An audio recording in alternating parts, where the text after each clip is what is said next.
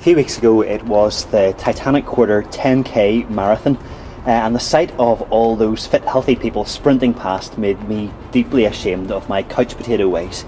So I decided it was time for something to be done. So I signed up for a leg of the Belfast Marathon and realised it was time to get into training.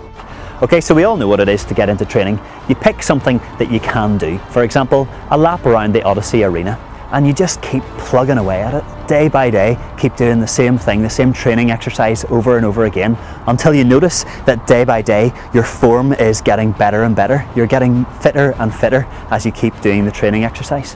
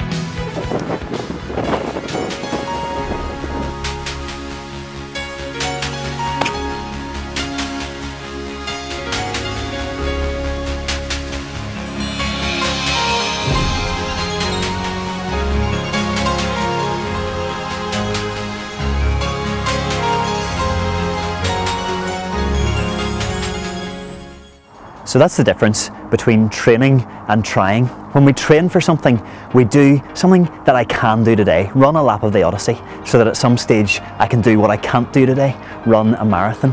One of my favourite books ever is this, The Life You've Always Wanted by John Ortberg.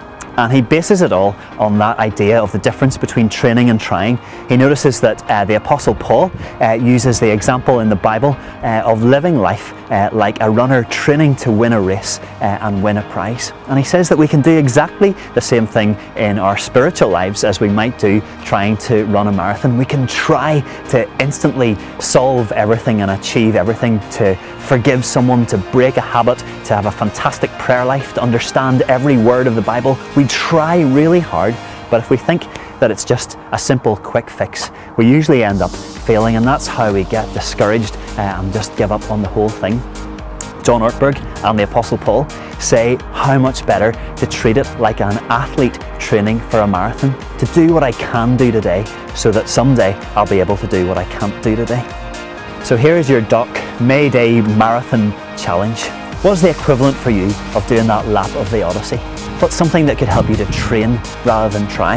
Because as Ortberg says in his book, we all want to change something about ourselves. There's some area that we all want to change. But he says how much better to train for that change rather than to try and then fail and then get discouraged. Instead, he talks about taking up disciplines. A discipline is any activity I can do by direct effort that will help me to do what I cannot now do by direct effort. And he says that applies in running a marathon, in learning to forgive, learning to be more loving, learning to be less cynical, learning to pray more, learning to listen to God more, a whole host of things. Start maybe with a simple thing I can do today rather than instantly expecting everything to suddenly be wonderful. So try the book, find your spiritual discipline and run round the Odyssey, your May Day challenge from the Doc.